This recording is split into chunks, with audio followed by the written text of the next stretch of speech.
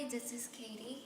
And Valerie, and we are in the Metropolitan Museum of Art looking at the Grand Canal, Venice. It is by Joseph Mallord William Turner. It was from the year 1835.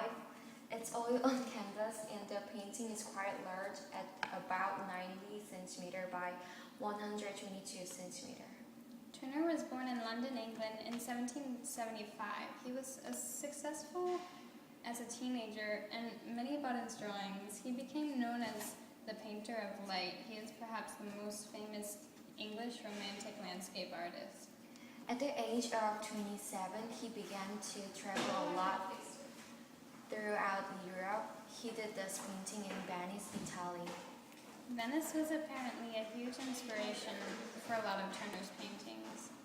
This one stands out particularly because it's such a detailed painting, especially compared to his other works like Norham Castle, Sunrise, or Snowstorm, or Sun Setting over a Lake.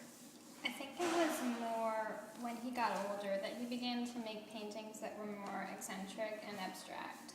But he still sort of shows his abstract style of painting with the sky in this piece also.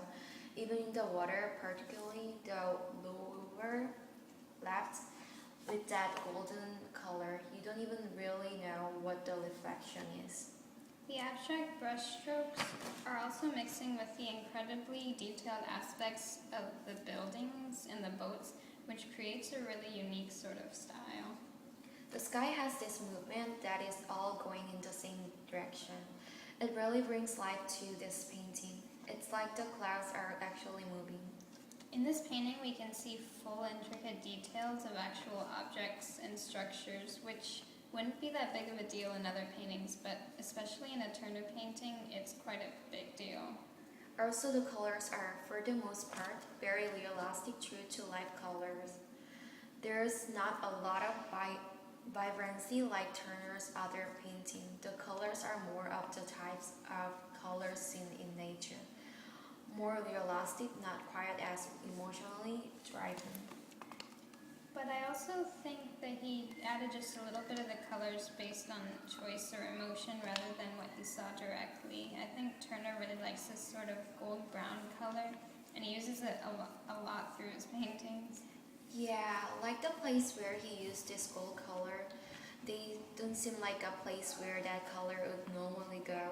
If it did, then there would be a very slim view of it as it's a small reflection of the sun's rays. But he just feels like increasing the intensity of the colors to portray more emotion than realism. On the right is the Church of Santa Maria della Salute, and on the left is the Campanile bell tower, and he seemed to extend the height of it a little bit in order for it to be seen. There are gondolas in the water too, and plenty of ships far in the distance. On his second visit to Venice, he created a series of views of the city that portray, on the one hand, a realistic depiction of the view, and on the other hand, a romantic sensibility to the emotional feeling he may have felt. This picture is based in part on a pencil drawing made during Turner's first trip to Venice in August 1819, and it combines two viewpoints along the Grand Canal. It doesn't really look like it came from a pencil drawing though, because it's so full of life and motion. It doesn't look constrained to fit into the lines of a pencil drawing. It looks like he painted directly from life and not order drawing. Yeah, the boats and the buildings are so realistic, and the amount of detail is incredible considering it's painted by Turner. The more I look at it, the more it just doesn't look that much like a Turner painting anymore. Also, the buildings are placed in quite an odd angle. The viewer is not directly in the center of the canal. And I think he was just trying to represent more of the beauty of the architecture, but still with his poetic dreamlike style, and he really pulls it off because you can see everything with such clarity. All of the buildings, the entire width of the canal, every boat, and the continuation of land on the other side, it is quite a grand view.